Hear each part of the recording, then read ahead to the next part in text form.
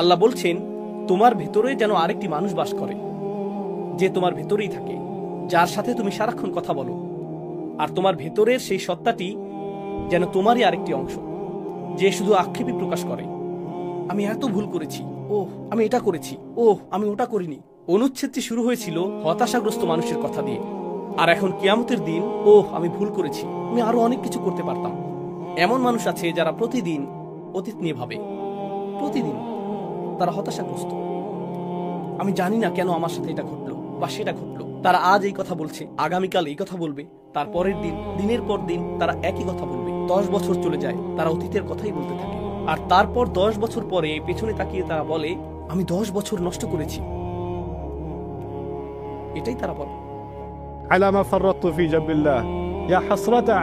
তারা তাদের আক্ষেপের সাথে কথা বলছে, তারা তাদের ভেতরের আক্ষেপের সাথে ক্রমাগত কথোপকথন চালাচ্ছে। তারা অন্য কারোর সাথে কথা বলতে চায় না। আপনি যদি আপনার আক্ষেপের সাথে কথা বলেন, আপনি আল্লাহর সাথে কথা বলতে পারবেন না। আপনাকে বেছে নিতে হবে আপনি কার সাথে কথোপকথন করতে চান। কথোপকথনের জন্য আল্লাহ আপনাকে বেছে নিতে চান, আর আপনি কথোপকথনের জন্য নিজের আক্ষেপকে বেছে নিচ্ছেন। থামুন, কারণ আপনি যদি নিজের মন না বদলান, একটা সময় আসবে যখন চিরকাল আপনাকে সেই কথোপকথনই চালিয়ে যেতে হবে। আল্লাহ আমাকে এবং আপনাকে এর থেকে হেফাজত করুন, না হলে আমাদেরকে চিরকাল শুধু আমাদের আক্ষেপের সাথে এভাবে কথা বলতে হবে। কত বিষয় আমি কমতি করেছি, তাফরিত অর্থ আমি আরো করতে পারতাম, কিন্তু আমি ন্যূনতমটুকু পূরণ করিনি, আমি যথেষ্ট করিনি। অর্থাৎ আল্লাহ এটাও বলছেন না যে সবচেয়ে ভালো সর্বোত্তমটা করো এবং শ্রেষ্ঠত্ব অর্জন করো। না না না, শুধু তাফরিত করো না। তাফরিত হলো যখন ন্যূনতম একটি সীমা থাকে, যেমন স্কুলে পাশ করার ন্যূনতম নাম্বার থাকে, তাই না? ন্যূনতম পাস নাম্বার ধরি এটা 33, সেক্ষেত্রে আপনি যদি 32 পান, সেটাই তাফরিত, তাই না? যদি তা অতিক্রম করেন, পরীক্ষায় পাশ করেন, আপনি নিরাপদ। আমি তো সহজেই পার হতে পারতাম, এটা কঠিন ছিল না, আমার কাছে তো খুব বেশি চাওয়া হয়নি। তাই সে বলবে, কেন আমি তা করলাম না? আর আমি আল্লাহর সাথে এমনটা করেছি, ফি জামবিল্লাহ, এটাও বিস্ময়কর বাক্যাংশ। আমি এমনটা করেছি যখন আল্লাহ আমার পাশেই ছিলেন। অর্থাৎ আল্লাহ আমাকে উৎসাহ দিতে পাশে ছিলেন, আল্লাহ আমাকে সাহায্য করতে পাশে ছিলেন। আল্লাহ কখনো আমাকে ছেড়ে দেননি, আমি আল্লাহকে ছেড়ে দিয়েছি। আমি ছেড়ে দিয়েছি, তিনি ছাড়েননি।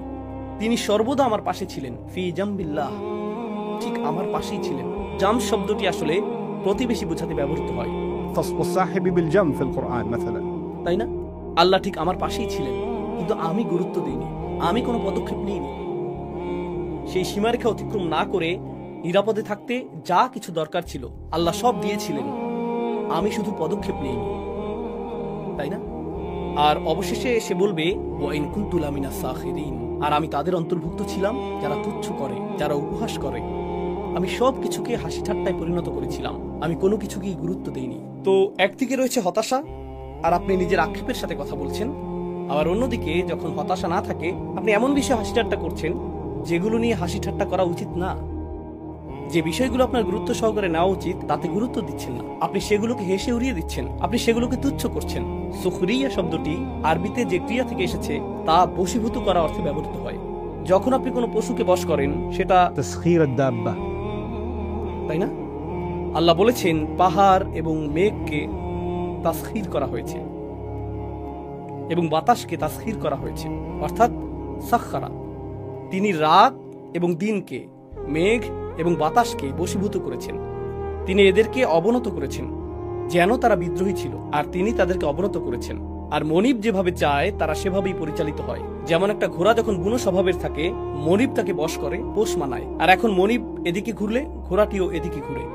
ঘোড়া যখন একরোখা থাকে, কাছে গেলে সে আপনার মুখে লাথি মারবে, আপনি যদি পেছনে যান সে পেছনের পা দিয়ে আপনাকে লাথি মারবে, সে আপনাকে ধাক্কা দিবে, সে আপনার বিরুদ্ধে বিদ্রোহ করবে। কিন্তু একবার সে পোষ মানার পর আপনি যদি ঘোড়া সম্পর্কে জেনে থাকেন, চলার সময় তখন আপনার লাগাম টানারও দরকার পড়বে না।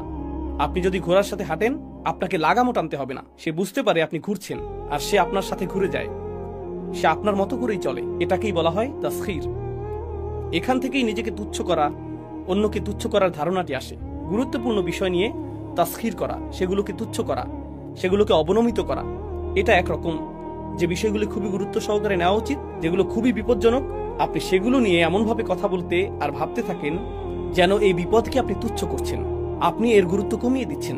আর অবশেষে মানুষ এরকম কথা বলে, আমি আরো করতে পারতাম, আমি বিষয়গুলোকে গুরুত্ব দিতে চাইনি, আমি এমন হতে চেয়েছি যারা বলে আমি এগুলো থেকে দূরে থাকতে চাই। আজকে সর্বশেষ একটা বিষয় শেয়ার করতে চাই। সম্প্রতি একজন আমাকে জিজ্ঞেস করেছে কিভাবে আমি একজন কিশোরকে ইসলামে আকৃষ্ট করতে পারি। আমাকে বলেছে আপনার সময় 30 সেকেন্ড, বলুন কিভাবে একজন কিশোরকে ইসলামের প্রতি আকৃষ্ট করা যায়। আমি বললাম আপনি কি বলছেন, মাত্র 30 সেকেন্ড? কেন? কারণ যখনই আমি তাদেরকে ইসলামের কথা বলি তারা চোখ ঘুরিয়ে নেয়। আবারও ইসলামিক বয়ান, কখন যে বাবা থামবে? আমার মা তো আসলেই আমি কি এখন যেতে পারি? হ্যাঁ, কথাটা ভালো ছিল, ধন্যবাদ। হ্যাঁ বুঝেছি, আমরা সবাই জাহান্নামে যাব, ধন্যবাদ। নির্লিপ্ত একটা ভাব, এক ধরনের গুরুত্বহীনতা। আমি এতে যুক্ত হতে চাই না। কেন আপনি এটা নিয়ে আমাকে বিরক্ত করছেন? কেন আপনি আমাকে মসজিদে টেনে আনছেন? আমি কি আমার ফোনটা নিতে পারি? আমি কি মোবাইল গেমিং ডিভাইস নিয়ে পেছনে বসতে পারি? কারণ আমি আমি আমি এই বিষয়ে চিন্তা করতে চাই না। আর জানেন, এটাই একটা লাইফস্টাইলে পরিণত হয় এবং এটা শুধু কৈশোরই সীমাবদ্ধ থাকে না, সে বেড়ে ওঠে। শেষ পর্যন্ত সেই মানুষটি বলে আমি কখনোই কিছুকে গুরুত্ব দিইনি। আর আল্লাহ বলছেন আমি চাই না তুমি এমন ব্যক্তিতে পরিণত হও যে বেশ দেরি হয়ে যাওয়ার পর যে ব্যক্তি শেষ মুহূর্তে এসে বলে আমি আরো ভালো করতে পারতাম, আমি ন্যূনতম বিষয়গুলো পালন করতে পারতাম। আর আমি সর্বদা এমন মানুষ ছিলাম যে কখনো কিছুকে গুরুত্ব দেয় না। আমি শুধু এমন লোকদের সাথে যোগ দিয়েছি যারা গুরুত্ব দিয়ে ভাবে না। কারণ মিনাস সাখিরিন অর্থ একটা দলে যোগ দেওয়া। মিনাস সাখিরিন অর্থ এমন মানুষ যারা সবকিছুকে তুচ্ছ তাচ্ছিল্য করাকে মনে করে রুচিশীলতা। আপনারা হোয়াট এভার গ্রুপ সম্পর্কে জানেন। হ্যাঁ, হোয়াট এভার। ধর্ম আমার কাছে অতিরিক্ত, আমি এর বাইরে, আমি এর ঊর্ধ্বে। মুখের অভিব্যক্তি প্রকাশ করে আপনি কত কম গুরুত্ব দেন। যে বক্তব্য দেওয়া হয়, অথবা আপনার বাবা মা বা ইমাম যে উপদেশ দেন, অথবা কোরআন যা বলে সেই চাহনি। আর আপনি অন্য কাউকে সেই চাহনি দিতে দেখে বলেন আরে লোকটা তো কুল, এমনকি আল্লাহকেও ভয় করে না। আমি ওর মতো হতে চাই, আমি কুল লোকদের সাথে থাকতে চাই। তো তারা হয়ে যায় একদল সাখিরিন। আর সে বলে আমি তাদের মধ্যে ছিলাম যারা সাখিরিন। এটা এরকম যে আমি নিজের স্বতন্ত্র সত্তা হারিয়ে ফেলেছিলাম। আমি শুধু নির্বোধ সঙ্গীর সাথে বেছে নিয়েছিলাম। আর যত বেশি সময় আমি তাদের সাথে কাটালাম, আমি তাদের একজন হয়ে উঠলাম। আমি তাদের সাথে যোগ দিয়ে তাদের একজন হয়ে উঠলাম। আর এই স্বীকারোক্তি কিয়ামতের দিন সে প্রদান করবে। আল্লাহ আমাদেরকে এরকম হওয়া থেকে হেফাজত করুন। আল্লাহ আমাদের সন্তানদেরকেও এরকম হওয়া থেকে হেফাজত করুন। আমি আরো দোয়া করি আল্লাহ যেন আমাদেরকে আক্ষেপকারী মানুষে পরিণত না করেন। কারণ আমরা রমজানের শেষ কয়েকদিন বা শেষ কয়েক সপ্তাহের পূর্ণ সদ্ব্যবহার করিনি। তাই সামনে আসন্ন দিনগুলোর পুরোপুরি সদ্ব্যবহার করুন। এটা মনে করবেন না যে রমজান মাস শেষের দিকে। নিজের জন্য আপনার ভাবা উচিত আজকে থেকেই রমজান শুরু হয়েছে। এভাবেই আপনার ভাবা উচিত রমজান এই মাত্র শুরু হয়েছে। আর আপনি মনে করবেন এবছর রমজান মাস 30 দিনের না, এটা শুধু এই 9 দিনের। এটুকুই যথেষ্ট। আর এই মনোভাব অক্ষুণ্ণ রাখুন। আল্লাহ আপনাকে সেই শক্তি, প্রেরণা এবং সামর্থ্য দান করুন যাতে আপনি সর্বোচ্চ চেষ্টা করতে পারেন এবং নিজের কল্যাণ লাভের উদ্দেশ্যে নিজেকে পরিবর্তন করতে পারেন। بارك الله لي ولكم في القرآن الحكيم ونفعني وإياكم بالآيات والذكر الحكيم.